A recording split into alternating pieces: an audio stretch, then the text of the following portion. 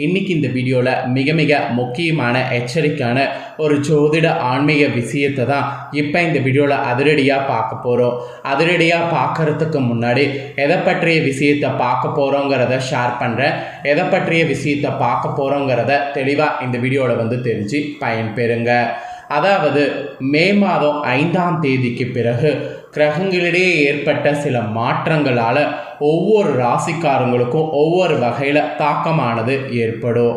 அப்படி ஏற்படக்கூடிய தாக்கத்தை அந்தந்த ராசிக்காரங்க தெரிஞ்சு பயனடையணுங்கிறதுனால ஒவ்வொரு ராசிக்கும் என்ன தாக்கம் ஏற்படும் அப்படிங்கிறத ஷேர் பண்ணிகிட்ருக்கேன்.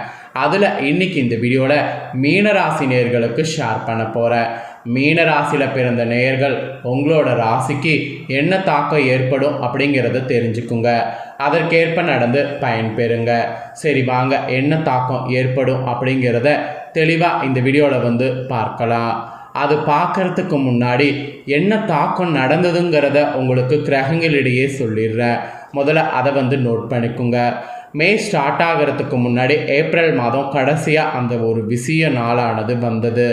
ஏப்ரல் 30ஆம் தேதி தான் அந்த அற்புதமான நாள். அன்று தமிழ் மாதத்தில் சித்திரையுடைய 17ஆம் தேதி கிழமை புதன்கிழமை. அன்று அப்படி என்ன அற்புதமான நாள் அப்படின்னு பார்த்தீங்கன்னா, அன்று அக்ஷய திருதியானது வந்தது. இந்த அக்ஷய திருதி சாதாரணமான அக்ஷய திருதி கிடையாது. மிகவும் முக்கியமான எச்சரிக்கையான அக்ஷய திருதி என்று சொல்லலாம். ஏன்னா இந்த அக்ஷய திருதி அன்னைக்கு தான் கிரகங்களிடையே அந்த யோகங்கள் உருவானது.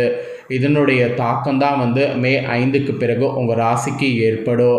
ஸோ என்ன தாக்கம் ஏற்படும் அப்படிங்கிறத நீங்கள் தெரிஞ்சுக்கிறதுக்கு முன்னாடி அக்ஷய திருதியுடைய சூத காலம் இந்த டைமில் என்னென்ன தானங்கள் செய்யணும், என்ன பொருட்கள் வாங்கணுங்கிறத உங்கள் ராசிக்கு சொல்கிறேன். ஏன்னா அக்ஷய திருதினாவே தங்கம் வாங்கிறது தான். தங்கம் வாங்கிறது தவறிட்டனாலும் தங்கம் வாங்கிறதுக்கு மேலே சில பொருட்களை இந்த ஒரு வார காலத்தில் வாங்கலாம். இதெல்லாம் நம்ம வாங்கும்போது நமக்கு அதிர்ஷ்டமானது பெருகும், செல்வமானது நமக்கு பெருகும். ஸோ செல்வம் அதிர்ஷ்டம் பெருகுவதற்கு பெரிய அளவில் பலன் நமக்கு இருக்குது. அந்த பலனை நாம் பெறுவதற்கு என்ன பண்ணுங்கிறத விஷயத்தை உங்களுக்கு சொல்ல போகிறேன். அதை தெளிவாக இந்த வீடியோவில் தெரிஞ்சு அதை பண்ணி பயன்பெறுங்க. வாங்க என்ன பண்ணுங்கிறத பார்க்கலாம்.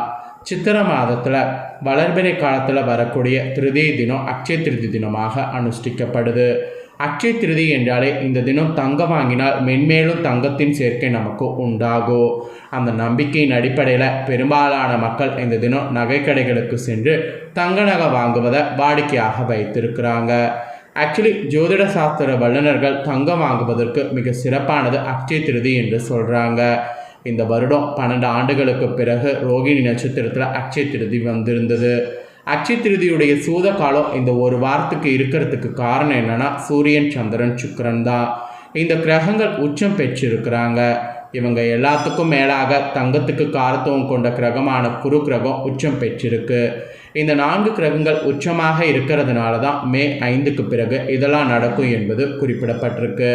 அதனால தான் அக்ஷய திருதியில் தங்கம் வாங்க முடியாதவங்க தங்கத்தின் சேர்க்கை அதிகமாக பொருளாதார வளர்ச்சி கிடைக்க இந்த 5 நாட்களில் இந்த தான தர்மங்கள்லாம் செய்யுங்க என்பது உங்களுக்கு சொல்லப்பட்டிருக்கு. அக்ஷய திருதியில் செய்ய முடியாத சில விஷயங்கள் இனி வரக்கூடிய நாட்கள் நீங்கள் செய்தீங்கன்னா உங்களுக்கும் உங்கள் சந்ததியினருக்கும் மிகுந்த நன்மைகள் ஏற்படும். அப்படி என்ன செய்யணும், ஏது செய்யணும் அப்படிங்கிறத உங்கள் ராசிக்கு எக்ஸ்பிளைன் பண்ணுறேன். என்ன செய்யணும், ஏது செய்யணும் அப்படிங்கிற விஷயங்களை இந்த வீடியோவில் மீன ராசிக்காரங்க தெரிஞ்சுக்குங்க. ஆக்சுவலி அக்ஷய திருதி அன்னைக்கு செய்ய முடியாததை இந்த ஒரு வாரத்தில் செய்ய வேண்டியது ஃபஸ்ட்டு என்னன்னா, நாடெங்கும் இருக்கக்கூடிய புண்ணிய நதிகளில் ஏதேனும் ஒன்றில் நீராடுறது. இந்த மாதிரி பண்ணிங்கன்னா உங்களுடைய பாவங்கள் அனைத்தும் நீங்கும். அப்புறம் இந்த ஒரு வார டைமில் தானங்கள் செய்யலாம். அதாவது அன்னதானம். இது செய்திங்கன்னா மகத்தான பலன் கிடைக்கும். ஏன்னா இந்த தினத்தில் அன்னை பராசக்தி அன்னபூர்ணியாக சிவபெருமானுக்கு அன்னதானம் அளித்தாங்க. அதனால் இனி இந்த ஒரு வார காலகட்டத்தில் அன்னதானம் அளித்தா நல்லது. நீங்கள் இனி வரக்கூடிய நாட்கள் கிருஷ்ண பரமாத்மாவை வழிபாடு செய்யணும். அதுலேயும் மனதில் வழிபாடு செய்யணும். அப்படி செய்திங்கன்னா நினைத்த காரியங்கள் அனைத்தும் நினைத்த வேகத்தில் நமக்கு நிறைவேறும். அப்புறம் அக்ஷய திருதியுடைய நாளில் நாம் மெயினாக ஒன்று செஞ்சுருக்கணும். அது என்னென்னா தானம். அதை செய்ய முடியாதவங்க இந்த ஒரு வாரத்தில் உணவு தானியங்கள் தானம் செய்யலாம். இதனால் அகால மரணம் ஏற்படுவதிலிருந்து நீங்கள் தப்பிக்கலாம். அப்புறம் இந்த ஒரு வார டைமில் முன்னோர்களுக்கு தர்ப்பணம் செய்யலாம். இதெல்லாம் செய்திங்கன்னா குடும்பத்தில் ஏற்படக்கூடிய வறுமை நிலையானது உங்களுக்கு நீங்கும். அப்புறம் இந்த ஒரு வார காலகட்டத்தில் ஏழைகள், மாற்றுத்திறனாளிகள், ஆதரவற்றவர்களுக்கு நீங்கள் தான தர்மங்கள் செய்தீங்கன்னா உங்களுடைய 7 தலைமுறைக்கு புண்ணியம் சேர்ப்பதாக அமையும். என்னெல்லாம் தானம் செய்யலாம்னா புத்தாடை தானம் செய்யலாம். இது செய்தீங்கன்னா நீண்ட காலமாக இருக்கக்கூடிய நோய்கள் நீங்கும். அப்புறம் கோவில்களுக்கு கற்பூர தானம் செய்யலாம். இது செய்தீங்கன்னா மறுபிறவியில் அரச வாழ்வு உங்களுக்கு கிடைக்கும். அப்புறம் தாமரைப்பூ, மல்லிகைப்பூ போன்றவற்றை தானம் செய்யலாம். இது மறுபிறவியில் மன்னர்கள் குலத்தில் பிறக்கக்கூடிய பாக்கியம் உண்டாகும். அப்புறம் தாளம்பூ தானம் செய்யலாம். இது மகாவிஷ்ணுவுடைய பூரணமான அருட்கடாட்சம் உங்களுக்கு கிடைக்கும். அப்புறமேட்டு வாசன திரவியங்கள், பாக்கு, பழங்கள் போன்றவற்றை தானம் செய்யலாம். இது தானம் செய்தீங்கன்னா வேலையில் இருப்பவர்களுக்கு பதவி உயர்வு கிடைக்கும். அப்புறம் மோர், இளநீர், குடிநீர் போன்றவை தானம் செய்யலாம். இதை செய்தீங்கன்னா முன்ஜென்ம பாவங்கள் நீங்கி வாழ்வில் சிறப்பான முன்னேற்றம் காண முடியும். இந்த மாதிரி தானங்கள்லாம் செய்தீங்கன்னா இந்த மாதிரி அற்புதமான பலன்கள் பெற முடியும். எல்லாத்துக்கும் மேலே இந்த ஒரு வார காலகட்டத்தில் சிறிதளவு வெள்ளி வாங்க முடிஞ்சால் வாங்குங்க. இதனால் நவக்கிரகங்களில் சந்திர பகவானுடைய அருள் கிடைக்கும். மெயினாக சரும நோய்கள், மனக்குழப்பம், நிம்மதியின்மை போன்றவை உங்களுக்கு நீங்கும். இப்போ நான் சொன்னது எதுவுமே இந்த ஒரு வார காலகட்டத்தில் உங்களுக்கு செய்ய முடியல, டைம் இல்லை அப்படின்னா ஒன்றும் பிரச்சனை இல்லை. 11 ஏழைகளுக்கு தயிர் சாதம் மட்டுமாவது அன்னதானமாக கொடுங்க. இதை நீங்கள் ஒன்று பண்ணுறதுனால உங்களுடைய 11 தலைமுறைகள் உணவிற்கு கஷ்டப்படக்கூடிய நிலை ஏற்படாமல் காக்கும். அதனால் இதை ஒன்று பண்ணியே மற்றதை பண்ண பலனை பெற்றுக்குங்க. இது தாங்க ஆன்மீக ரீதியாக உங்களுக்கு சொல்லப்பட்ட விஷயங்கள். இவ்வளோ நேரம் ஆன்மீக ரீதியாக உங்களுக்கு என்ன செய்யணுங்கிறத சொன்னேன்.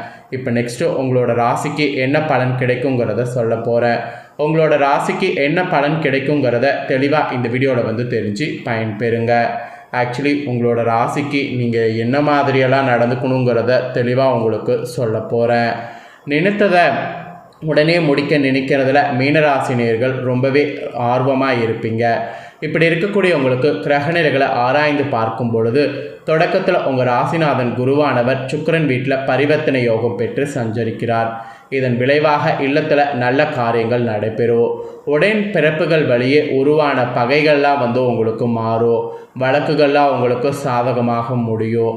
மொத்தத்தில் சாதகமாக இருக்கிற மாதிரி சூழ்நிலை அமைஞ்சிருக்கு. நட்பால் நன்மையானது கிடைக்கும்.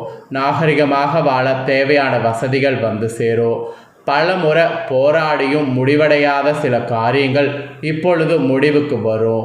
இடம், பூமி சம்பந்தப்பட்ட வகையில் பத்திரப்பதிவில் இருந்த தடைகள்லாம் உங்களுக்கு ஆகலும். உடல்நலத்தில் மட்டும் கூடுதல் கவனம் செலுத்தணும். இல்லைனா உடல்நலத்தில் பெருத்த நஷ்டமானது உங்களுக்கு ஏற்படும். அப்புறம் தொழில்ஸ்தானத்தின் அதிபதியாக விளங்கக்கூடிய குரு அவர் அஷ்டமதிபதி சுக்கிரனோடு பரிவர்த்தனை பெறுறாரு. இதனால் சில நேரங்களில் இழப்புகளையும் ஏமாற்றங்களையும் சந்திக்க நேரிடும்.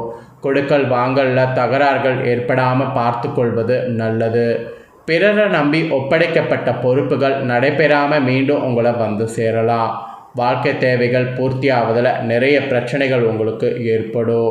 புதிய வழக்குகள் உண்டாகி மன வருத்தத்தை அதிகரிக்க செய்யும்.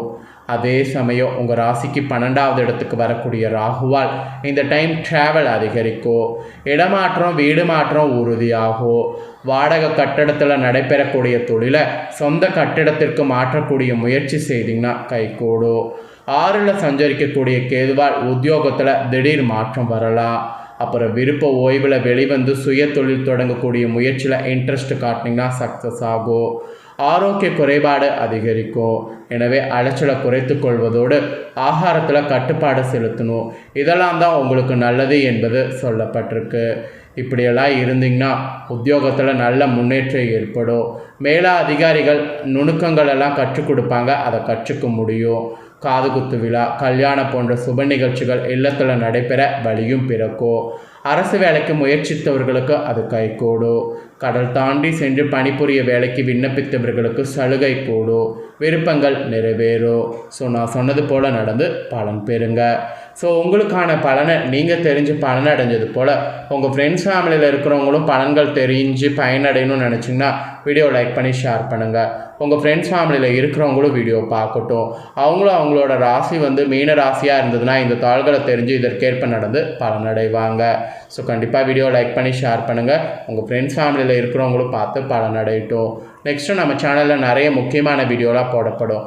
அதை எல்லாத்தையுமே உடனுக்குடனே தெரிந்து கொள்ள மறக்காமல் நம்ம சேனலை சப்ஸ்கிரைப் பண்ணுங்கள், கூட பெல் பண்ண ப்ரெஸ் பண்ணுங்கள். அதை பண்ணிட்டீங்கன்னா இனி நான் போகிற மற்ற அப்படின்னா எல்லா வீடியோஸும் உடனுக்குடனே தெரிந்து கொண்டு பயனடையலாம். ஸோ மறக்காமல் பண்ணுங்கள். நெக்ஸ்ட்டு வேறொரு வீடியோவில் உங்களை சந்திக்கிறேன். நன்றி.